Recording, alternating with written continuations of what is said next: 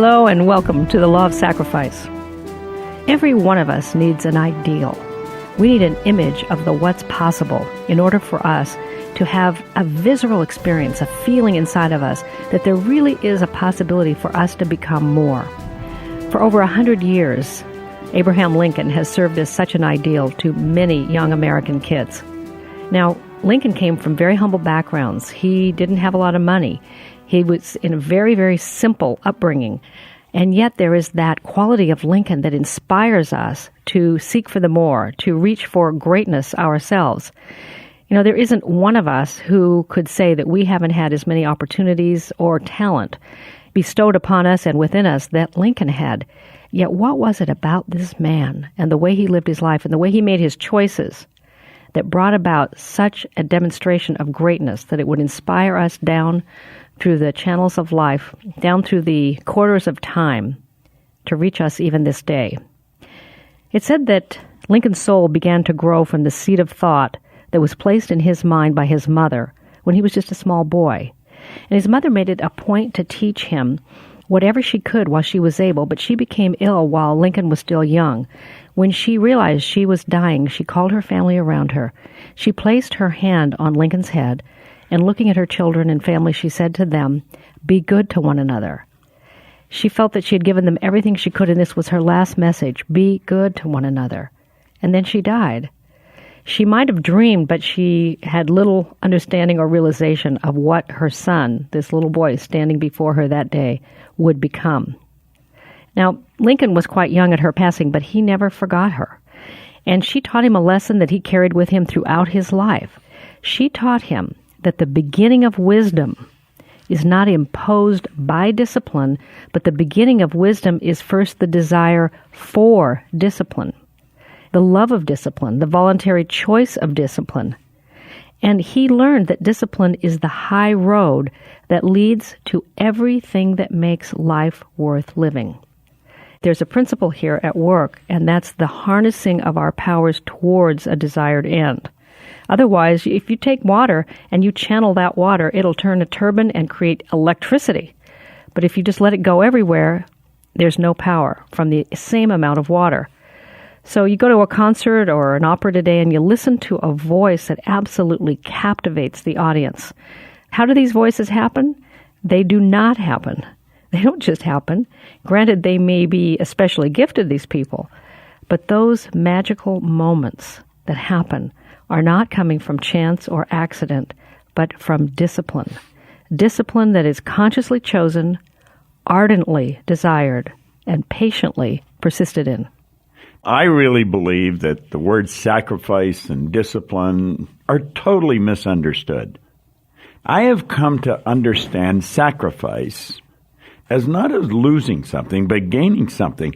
I see sacrifice giving up something of a lower nature to receive something of a higher nature. I spent a number of years in the Navy, and I thought they were teaching me something about discipline when actually they were punishing me on the parade square for not doing what they told me. And they called that discipline. I have come to learn that discipline is when we give ourselves a command and then follow it. And you know, you're going to need discipline if you take and study this piece of scripture that Raymond Hollywell has included right at the beginning of the lesson from Matthew. He said, "Straight is the gate, and narrow is the way which leads unto life, and few there be who find it." I believe that's talking about the law. And there's very few that find it that really understand the law because they don't study, they don't discipline themselves to do that. And you'll often hear it said that we're an undisciplined generation of people. I don't believe that's true. In every realm of life, we enjoy the fruits of disciplined research and toil, which results far greater than our forefathers ever dreamed. Hollywell said that he would never forget the thrilling experience he had one evening sitting in his home before a cozy fireside. He said the radio was beside his chair, and as he casually reached over, turned it on, and selected a prominent station, he said to his keen surprise, he heard a voice calling Richard Byrd in the Antarctic regions at the South Pole. He then said, I heard the commander tell of the hazards and difficulties they had met the day before as they unloaded supplies and hauled them to their new home, Little America, over the slope of broken ice and drifted snow. Had he written a detailed report and sent it by letter, it would have taken months to reach us. Yet here, in less than a second, his voice vibrated through the air, and I, like many others, heard him report the happenings of the day. Now, the old miracle workers never dreamed that such as this could happen. Happen? That's not the word. Discipline, that is it.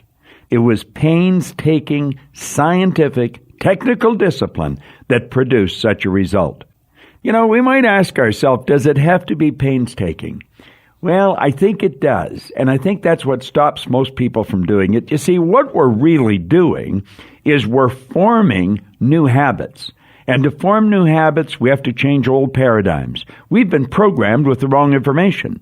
Other people may have been responsible for making us who we are, but we're responsible for changing it. And it's going to cause a respectable amount of discomfort. But that's where the sacrifice comes in. You give up a little discomfort, and the win is enormous. When Marconi suggested that he was going to send a message just through the medium of the molecule, he wasn't going to use any wires, they had him checked into a mental institution. And yet here we are, a long time ago, Raymond Hollywell, listening to a report coming in from the South Pole. You see, we're not an undisciplined generation in any realm except one, and that's in our thinking. In science, in art, in athletics, in any practical endeavor, we know the worth of discipline. Yet we let ourselves go. We just do not discipline ourselves to think the things we have to think. That's why it's pointed out in that piece of scripture. Straight is the gate and narrow is the way which leads unto life, and few there be who find it. It's just a matter of disciplining ourselves. That's why there's so few who find it. Like 1% of our population earns 96% of all the wealth. Why do you think that is? Everyone has the same opportunity. We've got to give up the TV. We've got to give up just hanging out. We've got to give up just laying around or shooting a game of pool or playing a game of golf. And we've got to take and discipline ourselves to study, gain an understanding of how our mind works. Let's really grasp this idea that we're studying here of how to learn to live in harmony with the laws. When we do that, we've taken control over our life. We take control over our life through discipline. Discipline is giving ourselves a command and follow it. I am going to learn to control my thinking. I am not going to let the outside world take charge of my life any longer. Most people are playthings for what's going on outside of them. Let's change that. Let's be one of those small select group that does gain an understanding of the law and then learn to think in harmony with the law. You know, Bob, I heard a story once about this law of discipline, and the story went this way. There was a man who went to the bank to cash a check, and he went to the teller, and he handed over the check, and he said, "Can you cash this check?" And the teller said, "Yeah, I can cash the check. Just put your name on it." And the guy said, "Whoa, wait a minute. I don't want to put my name on that check and hand it to you. You'll be holding my check with my name on it, and you might not give me the money." And the teller said, "You have to put your name on the check before I can give you the money." And the guy said, "Well, couldn't you just this once give me the money, and then I'll put my name on it?" And the teller said, "No, that's not how it works. How it works is you have to put your name on it first." They argued back and forth. Finally, the teller said, "I can't help you, sir. You're going to have to leave." He went to a second bank. Again, through the same routine, he was refused service. Went to a third bank, got into the same routine, again said, "Couldn't you just give me the money and then I'll put my name on it?" And this young teller tried to explain the policy and how it worked, and finally, he just had it with that guy, and he reached down underneath the teller's cage. He pulled out a rubber baseball bat. He whacked him on the head, and he said, "Sign the darn check." So the guy signs the check, and he hands it over, and he gets his money, and he goes back to the first bank. And he walks up to that teller, and he says, "Look, down the street, I got my money." And the teller says, "Yeah, but I bet even down the street, you had to put your name on that check before you got the money." And the guy says, "Yeah, I did, but you see, no one ever explained it to me the way they did." And the reason I like that is we go to the teller of life, and we say, "I want the life I want." And the universe says to us, "Okay, put your name to it. Bring your I am to that vibration." But we don't want to trade the lower vibration. We want life to give us what we want, and then we think we'll put our name to it. And this lesson is about how we must surrender the lower vibration, match the higher frequency, that is in harmony with what we say we want. And as we begin to resonate with the frequency of what it is we say and vision that we really want in life, life is a generous giver unto any one of us who place our I am in harmony with the frequency of what we say we want. There is one simple fact: always something has to be sacrificed for something else. Everything in life has its own price and is ever up for the giving if you and I are willing. We have to purchase that, though, at the price it demands. Day after day we go up to life's counter, is how Raymond Hollowell says it, and say, I will give you this if you will give me that. This bartering has another name that is more familiar, perhaps. It's called sacrifice. Sacrifice, then, is not what we've heard through our different religions. It is an inescapable necessity. It is a definite law that we must obey. We are sacrificing every day of our lives, whether we want to or not, whether we know it or not. No matter what we want of life, we have to give up something in order to get it. If we think about going to a great concert and listening to music that is almost divine, or if we watch a skilled surgeon at his delicate task of repairing a broken body, or if we consider a scientist in his laboratory with his scientific formulas, or if we think of a great person who has created a business that makes such a difference in the world, or we think of Admiral Byrd flying over the South Pole and talking to us by means of a radio, are such experiences life? Well, indeed they are. Liberated life of an attained achievement is the most satisfying sort of living any one of us could ever know. Straight is the gate, narrow is the way of discipline that leads to such a life. Taking these basic principles into consideration, what's come to my mind was many years ago when I really first started to teach this in any kind of a big way with corporations. I called on the Prudential of America. It was the largest insurance company in the world. And I found that on a survey I took of over 5,000 insurance agents, less than 3% of them were in front of a prospect before noon. Most of them weren't in front of anybody until the evening.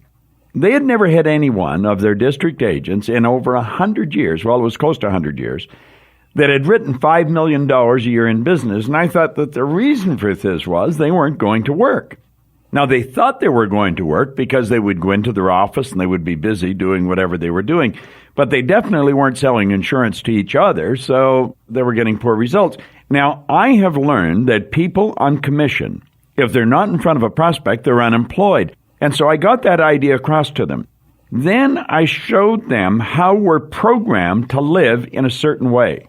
And that program is either going to give us good results or bad, but it is a program, and it's been installed in our subconscious mind. And when they started to understand how the mind worked, and they started to take a look that their life was really a series of habits, then I showed them if they just changed 2 habits, their whole world would change. Now, I said, I don't know what you're doing prior to 9 o'clock in the morning, but I'm going to recommend whatever it is that you change it. And then I want to recommend that you be in front of a real live prospect, skin to skin, shaking hands, not on the phone, with them before 9 a.m. Now, to do that, they had to give up something. I don't care if it was sitting around the kitchen table hugging a cup of coffee. They had to give that up and get in front of a prospect. So they had to give up whatever they were doing, and then they had to discipline themselves to do something new. That is a basic strategy for altering old paradigms or old habit patterns. Then hardly anyone was selling over $25,000, $30,000 in insurance in these days. Now, this is many years ago. I had them commit that they would ask everyone they got in front of to purchase a minimum of $100,000 of insurance, which was probably at least what they needed to properly protect themselves. So what happened here? Well, let's think about it. They had to make a sacrifice. They had to give up sitting around the kitchen before 9 a.m., and they had to get in front of a prospect. They had to give up one thing to have the other. You cannot sit around your own kitchen table hugging coffee and be in front of a prospect at the same time. So you got to give up something, and then you have to apply discipline in your life to do something new. And that was one step. The second step, they had to stop doing whatever they were doing in selling policies, and they had to ask the person to purchase a minimum of 100. So there was 2 habits they had to change. What they have to do, they had to give something up, and they had to discipline themselves to do something. Do you know that the sales in that region went up by hundreds of millions of dollars over the coming year? Now, as a result, I worked with that entire company all over North America. That's what this lesson is all about. The lesson is, what do you really want? You sit down and decide what you want, and then you take a look at what you've got. Now, what are you doing to get what you've got? You're going to have to change some of those things. So you've got to make sacrifice. You've got to let some things go to receive something of a higher nature.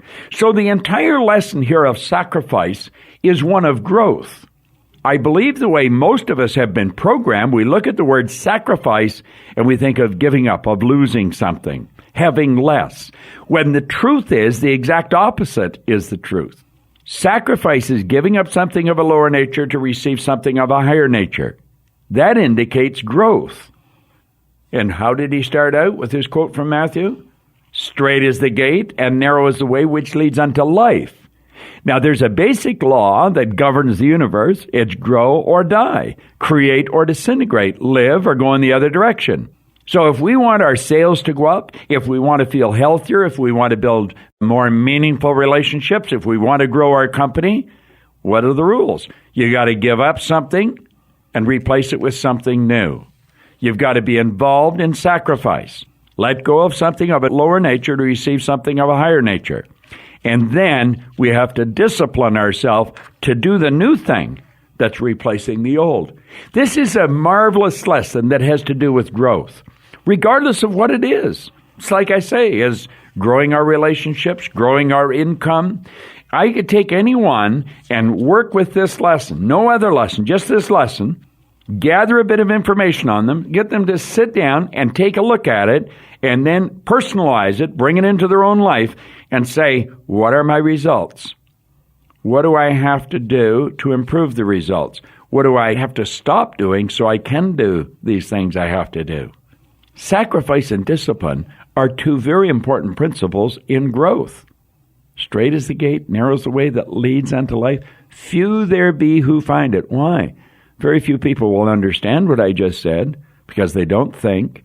They're going by the old concept, sacrifice is losing. They don't want to make sacrifices. They like it just the way it is. And so they stay where they are. They're locked in on a frequency that's not giving them what they really want.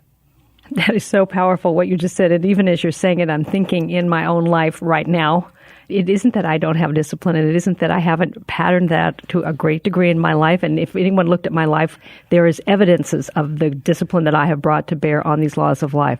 And yet the yearning in me for the next version of what's possible, the difference that can be made through the application of these laws. And I look at some of the little choices that I have made even recently, Bob. So I would just encourage those of us that are listening right now is to take this lesson personally. What you're saying is essential because I believe there's a lot of people that are in your position or in my position because we teach this, we think we already got it. I have watched people come into this business, and because they're in the business, they think they've got it. The truth is, you've never got it. You're always getting it. So you've got to continually be learning it. The first time I began to really understand the principle of the law of sacrifice, someone suggested to me to think about the game of baseball. And that in baseball, you sacrifice a first baseman for a home run. You never sacrifice a home run for a first base. That you're always sacrificing the lesser for the greater. And so when you look at what it is that is more expansive to you, which is what it is you want to bring in, if it was selling, having more sales. If it was a relationship, having the relationship be more fulfilling and powerful and life-giving. No matter what version or frame of life you're moving yourself into, is lean towards that which is more life-giving, get a good picture of it, the ideal or a Lincoln image. What's a Lincoln image of your relationship? What's a Lincoln image of some area of your life? And then what is in my current experience, my thinking, my action, my behavior, my choices that is incongruent with that image? Sacrifice it through the practice of discipline as I harmonize and order my life to be a direct reflection of that which I am seeking. Hollowell used the word, and you underscored it, painstaking. And the question I asked was, does it have to be painstaking? And you said to me, yes. And I think even as an adult person, there's still a little kid part of it. Well, can it just be easy? I guess the underscore of that is it is easy if we practice the art of discipline, because all the back and forth and all the struggle we do with life goes away. When we just put our name to that check we say we want, it flows easily. I think Abe Lincoln was an excellent choice that Halliwell made to put a point across right at the beginning of this session. Lincoln knew something about discipline, but he also knew something about another area that most people fall short in. Lincoln was not a popular guy when he was president. He's popular now, many, many years after he was president. He was the president during a wartime, and he wasn't a military man. So he wasn't treated properly by the generals of his day, and many of the government leaders treated him terrible. He never let that bother him. I remember a story I read where I think it was General McClellan. He wanted him to do something, and McClellan wouldn't come to see him, so Lincoln went to see McClellan. And McClellan wasn't there when he went, so he was asked to wait in the parlor. So here's the president waiting for the general. The general came in, just looked at him sitting there, and walked right past him and went to bed. And someone said, "Doesn't it bother you that they treat you this way?" And he said, "No." He said, "I'll hold the general's coat if it helps me win the war." See, he had his values in the right place. He had his objectives, he had the goals, and he knew the rules of the game. Lincoln's mother did him a big favor. She taught him some of the very basic rules that most of us miss, and we've got to get. And so that's where the sacrifice and the discipline comes in getting these rules and then incorporating them into our habitual way of living. It's a paradigm shift. It's a paradigm shift. The way Raymond Halliwell ends this lesson, I think, is appropriate. He puts in Invictus by Henley, one of my very favorite poems, and I'm pleased that I'm able to share this. Out of the night that covers me, black as a pit from pole to pole, I thank whatever gods may be for my unconquerable soul. In the fell clutch of circumstance, I have not winced nor cried aloud. Under the bludgeoning of chance, my head is bloody, but unbowed. Beyond this place of wrath and tears looms but the horror of the shade, and yet this menace of the years finds and shall find me unafraid. It matters not how strait the gate, how charged with punishment the scroll. I am the master of my fate. I am the captain of my soul. I love it. This is Bob Proctor. And Mary Morrissey. Thank you.